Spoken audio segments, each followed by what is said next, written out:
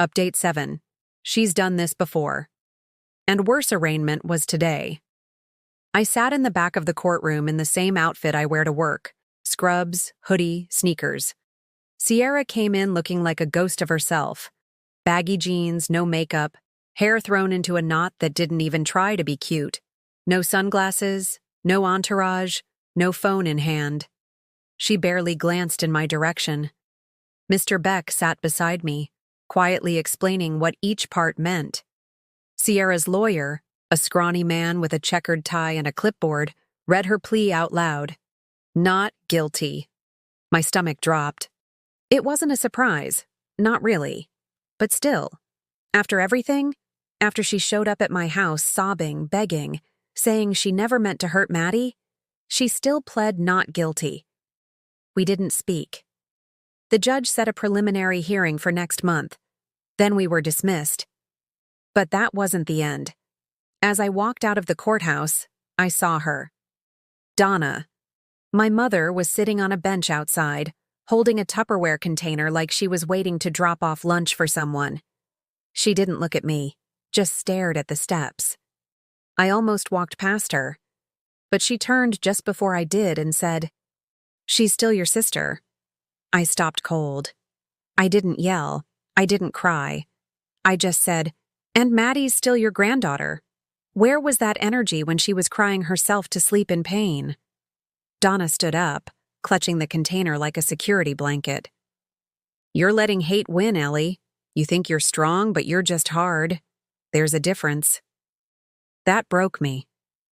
For a second, I felt 15 again, being scolded for being too cold, while Sierra got away with everything because she felt things deeply. I didn't say another word. I walked away. I'm done arguing with people who protect abusers because they're family. But here's the real twist. That night, I got a Facebook message from a name I didn't recognize. Lydia Jameson. She wrote, "Hi, you don't know me, but I used to be roommates with your sister back in 2021. I just saw what S happening. She did something similar to me, and I never told anyone. I still have screenshots." I stared at it for a long time, then clicked through her profile. Mutual friends.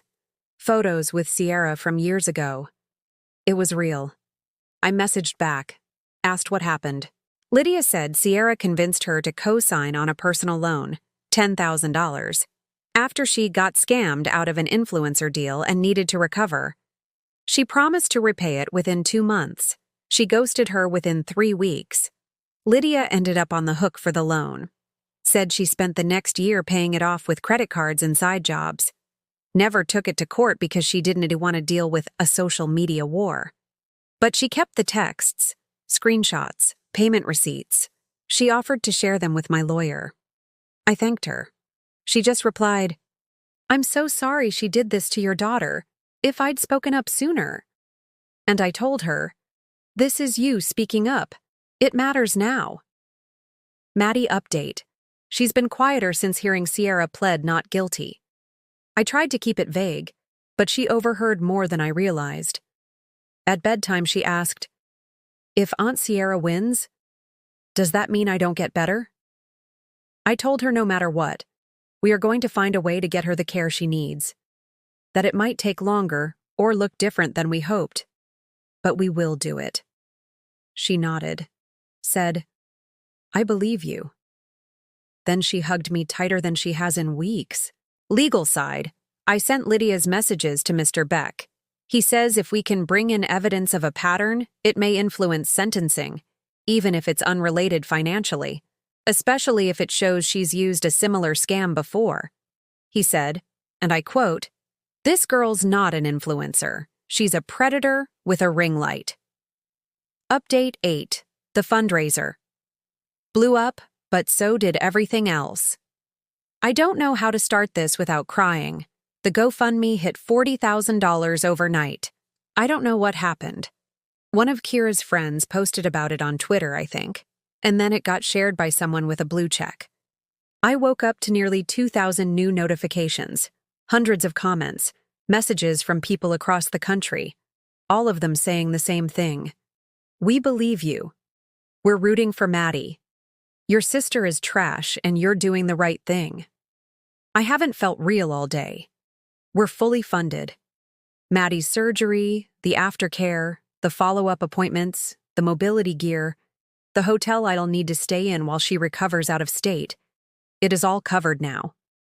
I cried in my kitchen again, but this time not from fear. From relief. Overwhelming, chest-cracking relief. I showed Maddie the page. She didn't get it at first. She just blinked at the number, then looked up and said, "That's for me?" I said, "Every single dollar." She hugged me so hard my shoulder popped. Then she whispered, "So, I can get better now?" "Yes, baby. Yes, you can." But of course, Sierra couldn't let that be the headline.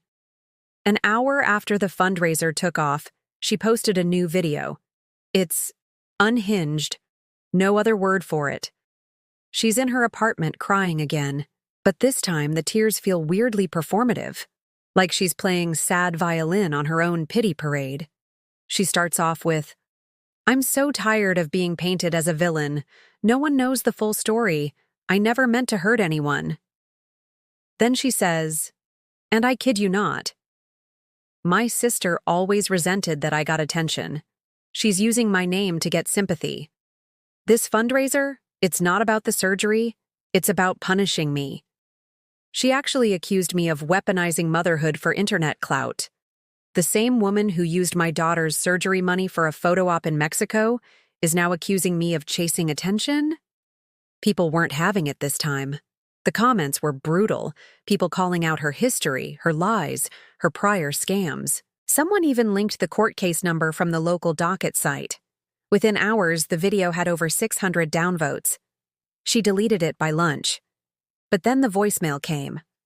I don't know if she was drunk or just unraveling, but around 9 p.m. she left me a 2-minute voicemail. Here's what she said, verbatim. "Ellie, I'm sorry, okay? I messed up. I thought I could fix it, but I couldn't. And now everyone hates me and I don't have anyone left. You don't know what it's like trying to be someone in a world that only sees you when you were perfect. I just wanted to matter. I didn't mean to ruin everything. Please, just call me back. Please." I haven't. I probably won't. Mom called too. Shorter message. Just, "I hope you're happy now. Your sister is falling apart. No, I'm proud of you. No, I'm glad Maddie's getting her surgery. Just one last guilt trip before bedtime." I blocked her number. Where we are now. Surgery is scheduled for 6 weeks from today. Maddie's doctors say her prognosis is still excellent, especially with early intervention. Mr. Beck is reviewing the voicemail and Sierra's deleted video as part of the case file. He says if she keeps posting, she's digging her own grave. I wish I felt victorious. I really do. But mostly, I feel tired and sad. And so ready to put this chapter behind us. But I made myself a promise. I'm going to see this through. Because if I don't, Sierra will do this to someone else. She already has. She probably already tried. And next time, it might not be a sister with receipts and a lawyer. It might be someone too scared to speak up. I'm not scared anymore. Update 9. You turned everyone against me court was today. Not a full trial, just the plea hearing. But it felt like the end of something. Or maybe the beginning of something new. I wore the same thing I wore to Maddie's first day of school. Clean jeans, simple blouse, no makeup. I wanted to be visible, not loud. Present, but not performative. Sierra was already there when I walked in. She looked smaller than I remembered.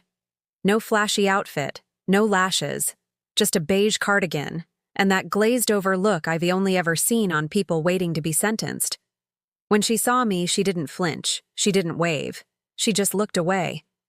Mr. Beck met me in the hallway to explain the deal.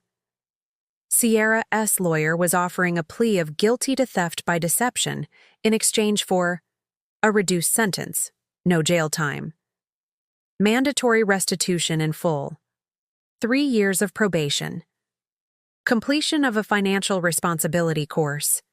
I asked, "Does this mean she'll actually have to pay it all back?" He said yes. The court would monitor monthly payments. If she missed even one, she'd violate probation and face jail. I nodded. I signed off. It wasn't jail, but it was justice. A kind that still allowed her to put her life back together, if she chose to. I wanted accountability, not vengeance. Sierra walked up to me outside the courtroom just before the judge arrived.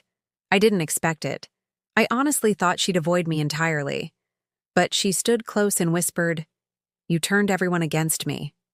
Not, "I'm sorry," not, "I messed up," just blame. So I said, "No, you did that yourself." And I walked away. The judge accepted the plea. It's done. Afterward, I took Maddie out for pancakes. Just us.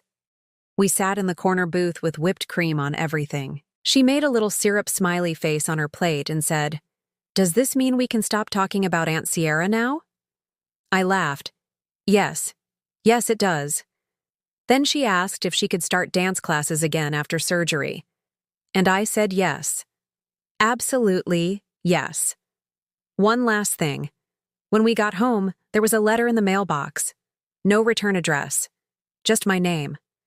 Inside was a single sheet of paper. Typed. No signature. "I hate you for what you did, but I also know I deserved it.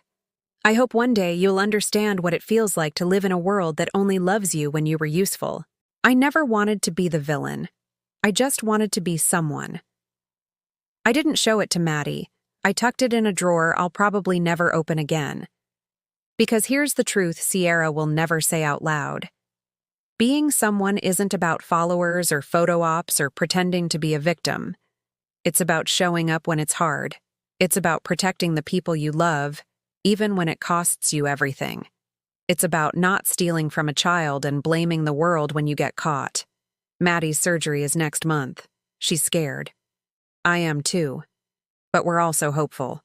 And finally, we're free of Sierra's shadow. Update 10. Maddie danced again. Today's surgery was 3 weeks ago. I didn't post during the hospital stay. I wanted to be fully present, for Maddie, for myself, for the quiet in between beeping monitors and 2 a.m. vitals checks. I needed to sit in the space where healing happens, where the noise fades, and all that's left is breath and hope. It went well. Better than we dared to dream. The surgeon said they caught it just in time. The curvature was nearing a critical point. Any longer and we'd be looking at long-term mobility issues. But the procedure was a success.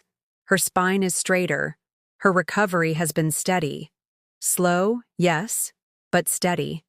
She's been practicing standing again, walking a few steps each day with the physical therapist. Every time she grits her teeth and says, "Tell me when I can stop," and I say, "You'll know when it feels like flying." Today, she let go of the walker for 5 whole seconds. Then she did a little spin, wobbly, awkward, but a spin. And she laughed. God, that laugh. We're back home now. There's a physical therapy plan taped to the fridge. Her bedroom looks like a cross between an art studio and a recovery center. But the light is back in her eyes. She's drawing again. Colorful, big images now. Not just the quiet, heavy ones. Today she drew herself in a dance class with a gold ribbon on her chest. "I'm the strongest," it said. She is. Stronger than most adults I know. As for me, I'm tired. But it's a peaceful kind of tired. The kind that comes when you've made it through something ugly and you can finally exhale. Donna hasn't reached out since the court date. Not once. And maybe that's for the best. I don't have room in my life for anyone who calls betrayal just a mistake. Sierra? Her probation officially began last week. She hasn't posted online in over a month. Her accounts are either locked or gone. I don't care enough to look anymore. We're not speaking. I doubt we ever will again. And that's okay. Sometimes I wonder if I would have done things differently. If I could have stopped her sooner. If I should have pressed charges earlier. But the truth is, I did the best I could with what I had. I chose my daughter over family loyalty, over silence, over shame, and I'd do it again 100 times. Because Maddie danced again today. Not for TikTok, not for an audience, just because she could. And for the first time in a long time, I danced too. Not with my feet, but with my whole damn heart. Posted to R.A. True off my chest, cross-posted to R. Mom for a Minute and R. Legal Advice Success. If you like these stories and videos, make sure to like, comment, and share so we can make some money from ad revenue and continue getting better and better with our publications. We strive to donate a portion of everything we make to charities that make a difference. Let us know if there is someone or thing you want to support. Thank you for staying until the end and enjoying the story.